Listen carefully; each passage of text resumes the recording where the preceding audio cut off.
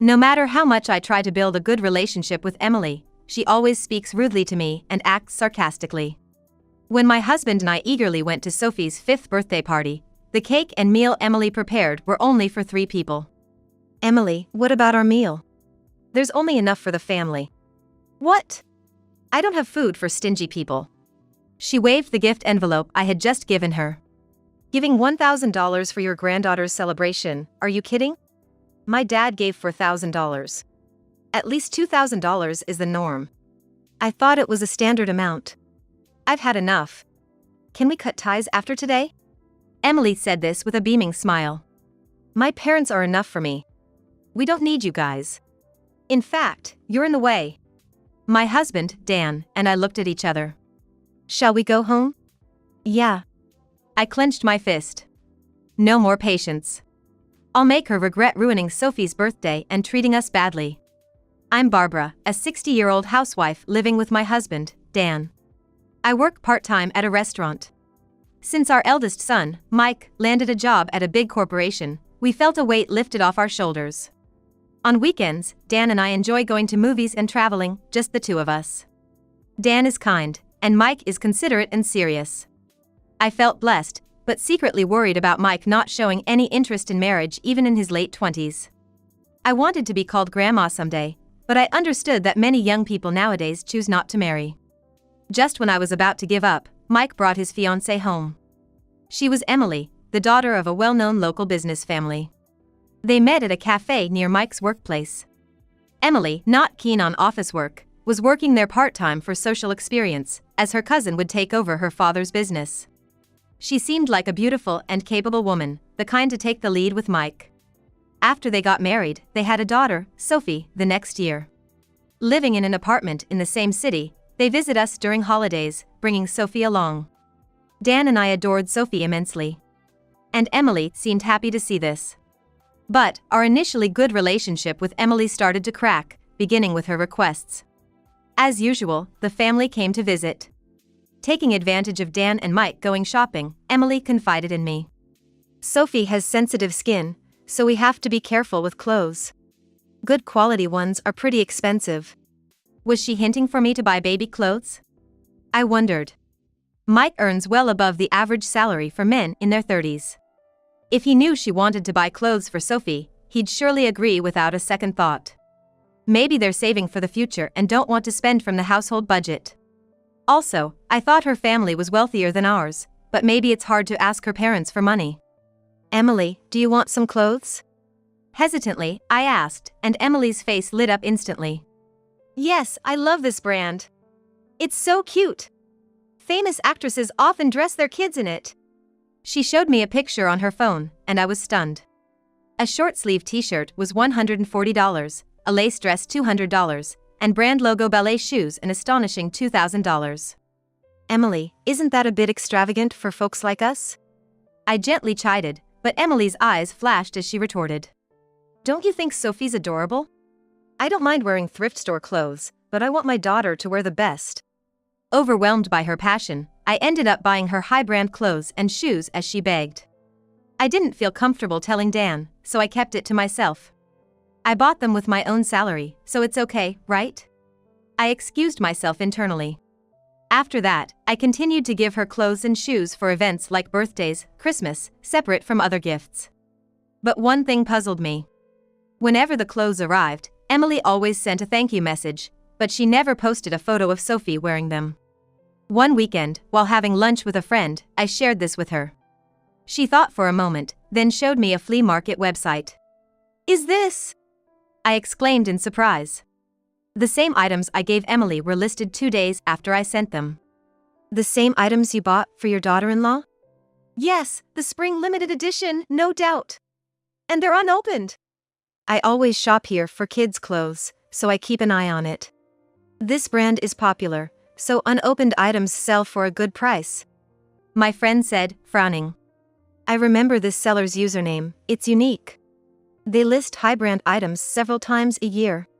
Maybe they're selling gifts they received. I felt bitter. This could be a coincidence if it happened just once. But if it keeps happening, it's safe to assume Emily is secretly selling the clothes I send. Or perhaps she's been having me buy them with the intention of selling them all along. As I kept checking the website, I noticed that 2 days after I sent clothes, the same items would always appear, listed under the same username. Last Thanksgiving, when I visited my eldest son and his wife, I finally told Emily. I'm gonna stop sending clothes after this time. Why? Emily puffed her cheeks. Dan's against it. Says they're too pricey for kids' clothes. But don't worry, we'll still give toys and gift cards like before. I explained, having discussed this belatedly with Dan. Dan agreed with me. Emily's a stay-at-home mom. She's probably selling the clothes for extra cash. If it's hard to say no, just use my name. Thanks, I'll do that. Sure enough, when I mentioned Dan's name, Emily swallowed her complaint.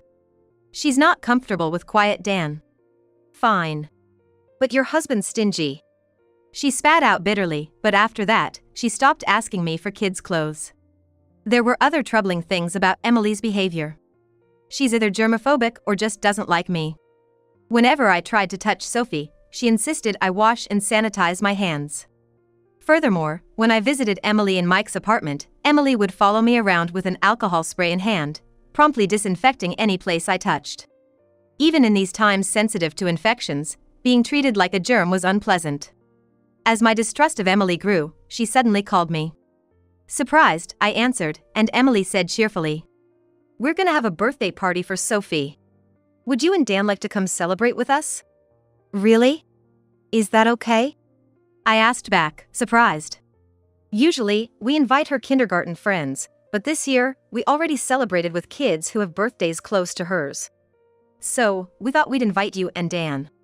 How about next Sunday?" "We're free. Thank you, we'll be there."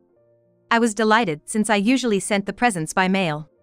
"Is the doll she wanted before okay for a present? Or should I get a gift card? Could you make it cash this time?" "Understood." I consulted with Dan and wrapped $1,000, then headed to Mike and Emily's apartment the following Sunday. In their living room, stylishly decorated with pastel balloons and garlands, stood Sophie, shyly smiling, wearing a pink dress and a ribbon in her hair. "Grandpa, Grandma, thanks for coming to my birthday party," Sophie said, bowing slightly. Dan and I couldn't help but smile warmly. She always looked cute, but today she was like an angel or a fairy. "Thank you for inviting us. Turning 5 today, you're a big girl now." "Yeah, I'm a big girl now." Her confident response was adorable. "Mom, Dad, thanks for coming." Mike appeared, and Dan and I gasped. It had been months since we last saw him. He looked much thinner and had dark circles under his eyes. "Have you lost weight? Busy with work?" Yeah." Mike's vague smile made me uneasy. "Mike, you're keeping up with your health checkups at work, right?" "Yeah, I am." "Oh, sorry, I've got a call from work." He stepped into the hallway, ended the call quickly, and returned. "I gotta go to the office. I'll be back by evening. Emily, please order dinner for Mom and Dad too." "Okay." As Mike hurriedly left, Emily brought in a pizza and a whole birthday cake to the dining table. "Daddy's gone to work, so let's eat first," she said, cutting the bear-shaped cake into 3 pieces. 3 pieces? I noticed that Emily had set out only 3 plates and sets of cutlery. In front of a puzzled Dan and me, Emily transferred the pizza onto plates. "Emily, what about ours?" I asked, confused. "There's only enough for the family." What? "I don't have food for stingy people," she said, almost singing, waving the envelope I had just handed her. "A $1,000 gift for your granddaughter's birthday, are you kidding? My dad gave $4,000. At least $2,000 is the norm. I thought it was a normal amount." She looked at me and laughed derisively. "Normal?" "Oh, I guess for people working in small factories or part-time housewives, it's hard to give $1,000. My apologies." "Hey!" Dan's face changed color, but Emily ignored him and kept talking in a mocking tone. "Well, I knew this family was poor before we got married. The house is shabby, the interior old, and the whole family's stingy. It's almost funny how much this is a mismatched marriage. But it's worse than I expected." Anger bubbled up inside me. Mismatched marriage? She was the one who pursued Mike and started their relationship. I shouldn't be treated this way. So, I've always been thorough with disinfecting to prevent your poverty germs from spreading to us. It would be terrible if the daughter of a company president and Mike, working at a big corporation, got tainted with poverty. That explains why. She was always vigorously wiping her hands with disinfectant wipes until her skin almost peeled. But I've had enough. Can we cut ties after today? Emily said this with a full smile towards Dan and me. Just having my parents is enough. We don't need you guys. In fact, you're in the way. Dan and I exchanged glances. I thought he would be angry, but he seemed more exasperated and detached than anything. Shall we go home? Yeah. As we headed to the entrance, feeling weary, Sophie came running after us, looking confused. Grandpa, Grandma, are you leaving already? I was looking forward to playing with you, Sophie said, tears starting to fall. My heart clenched. I kneeled and hugged her. I'm sorry, dear. We're leaving today, but we'll come to see you again soon. Be good and listen to your mom and dad until then, okay? Okay, I understand. As Dan patted Sophie's head, Emily stood behind him with her arms crossed, glaring at us. Dan and I left Sophie's place with heavy hearts. In the evening, Mike called me. When I got home, Sophie's eyes were all swollen. Seems like she cried a lot after you two left. Is that so? Mom, you left because you had a stomachache, right? It can't be helped. Did you go to the doctor? It's better now. Thank you. Mike's kindness warmed my heart. Compared to him, that daughter-in-law. After hanging up, I felt a surge of anger and clenched my fists. Emily probably doesn't care that Sophie was sobbing because she drove us away. No more patience. I'll make her regret treating us badly and ruining Sophie's birthday. Emily declared cutting ties, but she still seems to be playing nice in front of Mike. She hasn't left the family messaging app, so Dan and I can still communicate with Mike's family. So, I decided to use that to expose Emily's true nature to Mike. I waited for Mike's break time at work and posted the flea market site's screenshots to the group message. Emily immediately responded. Barbara, please delete that photo right now. Oh, Emily, I thought you were cutting ties with us. Right after my reply, a message from Mike appeared. Emily, what's this about? Mike, don't believe her. Cutting ties is just a lie from your mother. A lie. No, I'm talking about the clothes. The clothes Mom gave Sophie, I never saw her wearing them. Were you selling them on the flea market? Emily seemed shaken, not replying after reading the message. And it's all of them, right? You had Mom buy them just to sell? I can't believe this. It's a coincidence. Just happened to be someone else selling the same clothes. Mike pressed Emily as she tried to bluff. That's your username, right? When I get home, I'm checking Sophie's closet. You're insisting they're there, right? I remembered. Sophie got them dirty right after I put them on her, so I threw them away. All 20 outfits? Selling all of them would easily make over $2,000, right? Mike's message conveyed a quiet anger.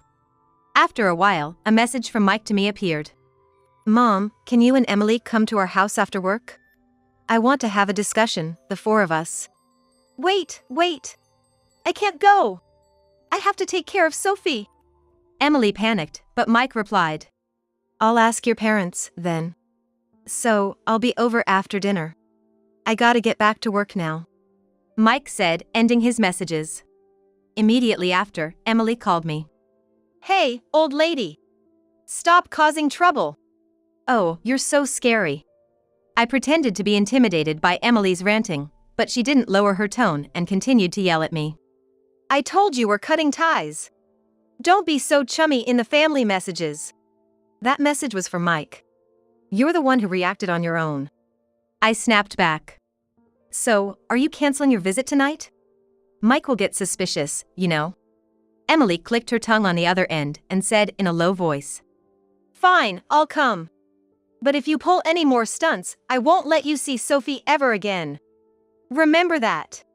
All right. See you tonight. After hanging up, Dan, who had been listening to the whole conversation, and I exchanged looks and smiled. That evening, Mike and Emily came to our house. Sophie had apparently been left with Emily's parents. Emily, radiating displeasure, didn't change her attitude even as the four of us sat at the dinner table. But she turned pale as soon as I laid out the photos. While she frantically gathered the photos and stuffed them into her skirt pocket, I placed the remaining ones in front of Mike. They were photos of Emily closely embracing a guy at a bar. Where did you find these? Emily glared at me with intense eyes. I explained with a smile. A friend's daughter works at a cabaret club near the station. She told me that recently a woman named Emily has been making a scene at a bar she visited with her friends. Emily stood out because she's as beautiful as a model. I showed her your photo and she recognized you right away. I searched for the username you use on the flea market site on social media and found these images, I said as Mike picked up one of the photos. His usually calm face now showed intense anger. A bar, huh? Mike, there's a reason for this. You left Sophie with me after working overtime and spent your nights at places like this? All that helping a friend was a lie, wasn't it? Emily swallowed her excuses at his icy tone. Mike sighed and covered his forehead with his hand. So, you were selling the clothes Mom gave you to play around with some guy you met at the bar? No wonder your allowance was never enough for that. It's not like I was cheating or anything, so it's fine, isn't it? Emily defiantly responded. I relaxed my mouth. Well, there's more to come. By the way, Mike, did you bring what I asked? Yeah. When Mike took out credit card statements and a bank passbook from his bag, Emily's eyes widened. Don't take those out without asking. The card is mine, and the bank account is joint. It's fine to show them, Mike said, dismissing her objections. Emily shut up, fuming. Mike spread both the credit card statement and the bank passbook on the table, and as soon as he saw them, he exclaimed, "Oh my." Dan and I also peered over, feeling the urge to cover our eyes at the sight. And no wonder. The credit card had a revolving credit balance of over $40,000. And the bank account showed just a few dollars. No way. The card is maxed out, and all the money saved for Sophie's gifts is gone. Mike was stunned, and Emily turned away, sulking. Well, spending millions at a bar would burn through money quickly. Mike finally exploded with anger. Emily, you shouldn't touch a child's savings like that. Are you even a mother? Shut up, all of you, Emily said dismissively, brushing her hair back. What's wrong with me using your money, you stingy man? She stood up and ranted at Mike. Just so you know, I married you because you work at a big corporation. I thought I could spend money freely and live in luxury without working. But then we start living together, and it's all about saving for the kid, eating in to save money, ordering me around. Who do you think you are? Mike's face stiffened. After a tense stare down with Emily, he let out a small sigh. All right, let's get a divorce. I can't do this anymore. Since you've caused Mom so much distress, I'll ask for alimony too. Mutual distress. Fine, I'll ask Dad. He'll gladly pay the alimony and the card bills. I don't need any of you, Emily said arrogantly, laughing in a shrill voice. I presented my phone to her. Are you sure you should be saying that? Huh? Dad's company went bankrupt. Emily's eyes widened in shock. She snatched my phone and stared at the screen, frozen. It was on the local internet news just now. Haven't you heard anything from your dad? He mentioned something about having a tough time with finances due to the recession. But he always listened to my requests. All of Emily's earlier bravado was gone. She had completely lost her color and was trembling in her voice. Then, her phone rang. Taking out her phone, Emily swallowed hard and answered the call. Hey, Dad.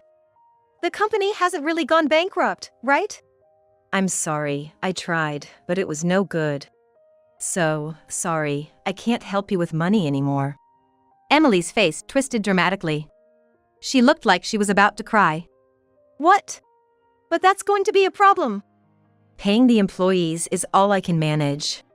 I'm retiring as president and will live leisurely with your mom, so you should get along with Mike and Sophie. Emily's father was loud, so the whole conversation was audible. Get along? I'm probably going to get a divorce. Oh, really? Oh, I got a call from the bar. They asked when you're going to pay your $20,000 tab. Emily's face contorted. I was, thinking of asking Dad. No, that's impossible. Her father cut her off sharply. You're 35, Emily. A proper adult. You need to figure this out yourself. Good luck. Holding the disconnected phone, Emily looked completely drained. I delivered the final blow. You know, Dan and I have been saving money for Sophie when she grows up. $200,000. Emily's eyes widened as if they were about to pop out. We didn't remodel our old house and saved by cutting back. I thought of giving it to you to pay your debts if you apologized and showed remorse for your past actions. We're useless to you, right? Then you don't need it. Emily's mouth opened and closed like a fish, but she couldn't form words. All right, this conversation is over. Goodbye. Coldly stating this, Emily grabbed Mike's arm and begged with bloodshot eyes. Mike, you won't abandon me, right? I was just joking about wanting a divorce. I'll apologize, let's continue to get along, for Sophie's sake, okay? Mom, Dad, sorry for staying late. I'll discuss the divorce with Emily. Mike said calmly, taking the frantic Emily home. Emily wanted Mike to reconsider, but of course, that didn't happen, and they ended up divorcing.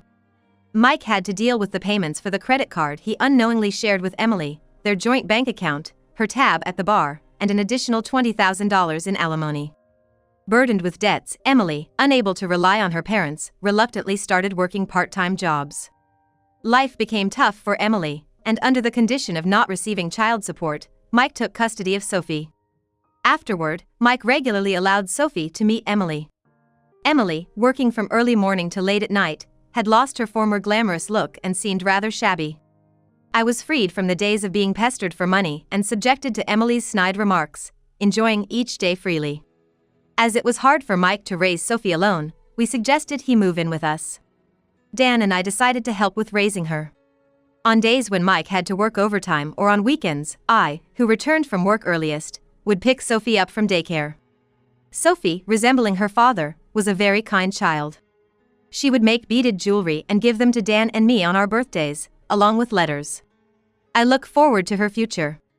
The three of us adults want to warmly watch over Sophie's growth.